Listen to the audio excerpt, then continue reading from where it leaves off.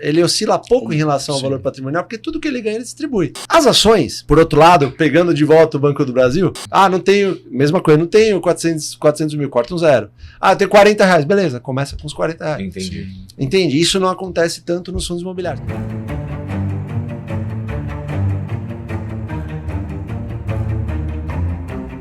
Por exemplo, que começaram a investir na Bamerindos, lembra? Lembro, minha mãe perdeu toda a poupança dela lá. Sim. Porque o banco faliu, Sim. não tinha nada, né, nenhum fundo garantidor nem nada. Sim.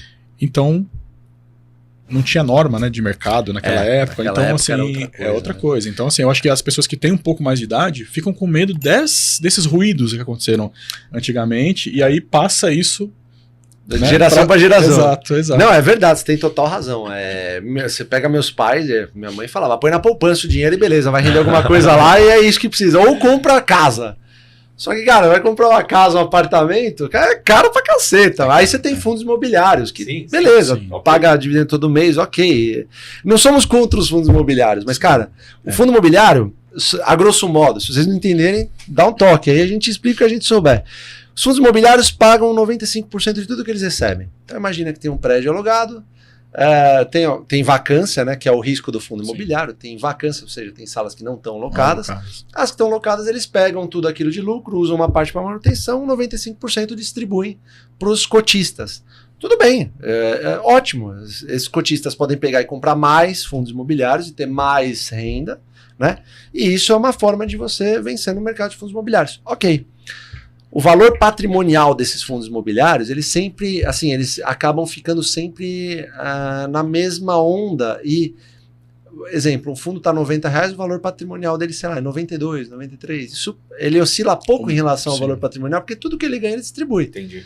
Né? E para ele crescer, ele precisa emitir novas cotas, porque ele tem um dinheiro lá que, beleza, tá fechado, é aquilo, para ele crescer ele precisa de mais cotas.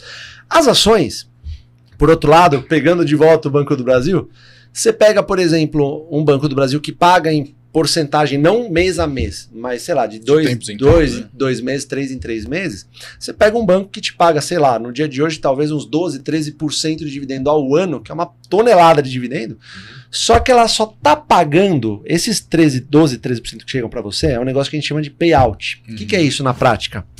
Banco do Brasil, exemplo, tá? Grosso modo, lucrou 1 bilhão, ele pagou 400 milhões para os acionistas. 40% do que ele lucrou, ele pagou. Aí você fala, e os outros 60%? Ele reinvestiu nele mesmo, para crescer mais. Então, muitas vezes as ações... Aí você pega, bem mais, né? Exato, e muitas vezes você pega o valor patrimonial do Banco do Brasil, no caso, R$58. Exemplo, eu não sei quanto está de cabeça agora, mas, sei lá, R$58. Quanto está sendo cotado? 40. Então você está comprando... sei lá, bem mais abaixo. Coloca muitos zeros aí. Você está comprando uma casa de 500 mil, exemplo, por 400 mil. Sei lá, de 580 mil por 400 mil. Sim. Alguma coisa assim, né? Não tenho, mesma coisa, não tenho 400 mil, corta um zero. Eu tenho R$40, beleza, começa com os R$40. Entendi. Entende? Isso não acontece tanto nos fundos imobiliários. Mas a gente não demoniza ninguém, a gente acha que é um investimento, se a pessoa considera válido, beleza, tranquilo. Já fiz investimento em fundo imobiliário também, só que nessa mesma questão, por exemplo, de alguns investimentos que eu fiz, que a empresa, por algum motivo que ela teve que reinvestir, não pagava os dividendos. Isso acontece. Tem risco no fundo imobiliário também. Aí, né? assim, e agora, né? Isso migra, não migra, né? E tudo mais. Mas assim, a conta que eu fiz na época era que era muito melhor eu ter um valor de um imóvel em fundo imobiliário do que um imóvel alugado. Sim. Né? Essa era a conta que eu tinha, né? Sim. Então, na época, até que fazia sentido, mas com essa mudança um pouquinho antes da pandemia, o fundo imobiliário deu uma, né? Deu uma balançada, mas assim, quando você para pra pensar, né? Quando você tem metas em números estabelecidos de ações, por exemplo... Não, é outra coisa. A coisa muda, porque você fala assim, eu quero ganhar X mil por mês de uma ação determinada. Tudo que você vai querer é que caia. Então, tudo que você quer é que tenha uma crise. Claro que não em função de uma pandemia, isso aí ninguém quer. Ninguém vai adivinhar. Mas, cara, tudo que você quer é comprar cada vez mais. O que a gente defende? Que você faça isso todos os meses. Você não escova o dente todo dia? Mas para vocês é a oportunidade que vocês esperavam, né? Exatamente. Porque hoje prepararam a vida inteira justamente para isso. Hoje, a gente não... Por exemplo, nós somos 3 perfis de investidores. A Luta é um perfil, o Felipe é um perfil, o Jean é um perfil também, é nosso sócio.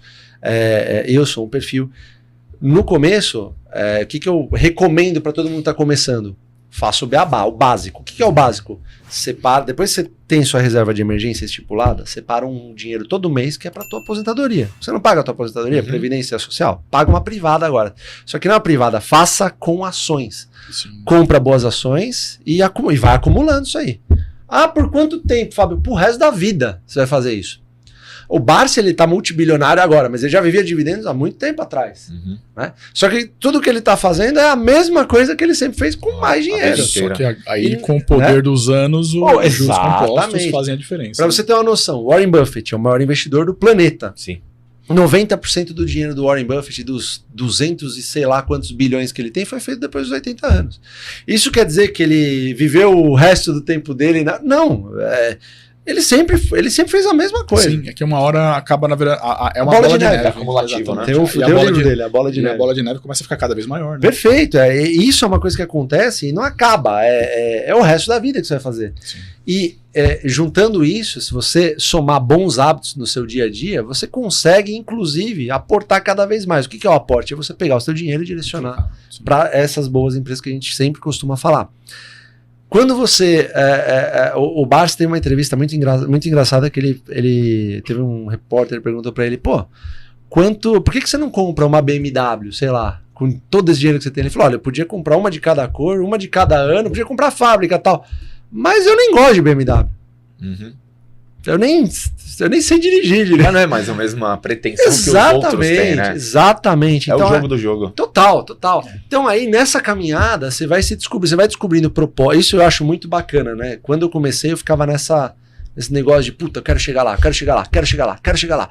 E você vai até às vezes atropelando muitas coisas, tipo, eu cheguei a me desdobrar para pegar cliente que eu nem sabia se eu ia poder atender, mas deu um jeito de atender para ganhar mais dinheiro para comprar mais ações e tal. Foi virando uma neura. E quando a coisa foi acontecendo, eu falei, putz, tem coisa errada nesse processo aí.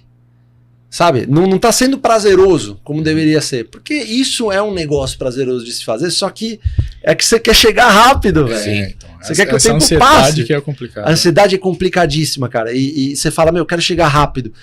Isso vai fazer você queimar a largada em muitas coisas. Então, exemplos, no meio da minha trajetória, eu comecei, depois que vi que os dividendos estavam dando... Assim, eu falei, os dividendos realmente agora estão fazendo um pouquinho de diferença. E tô vendo a coisa acontecer. A bola de neve acontecer. Sei lá, 6 anos depois que eu comecei, talvez. Aí eu falei, vou começar a especular agora. Achei que eu já sabia tudo. Aí eu comecei a comprar ações que estavam fora dos ranges que eu acreditava, sem saber o que eram essas empresas. Vou comprar para ela subir, eu vendo, e aí eu volto e compro mais ações que eu... Na prática isso nunca acontece. Pelo menos... o que isso aconteceu? Acarretou em mais perda de tempo no final do dia. Porque eu cheguei a comprar ação a R$100, que foi a 90 centavos. Entendi. Isso aconteceu. Isso é uma história real.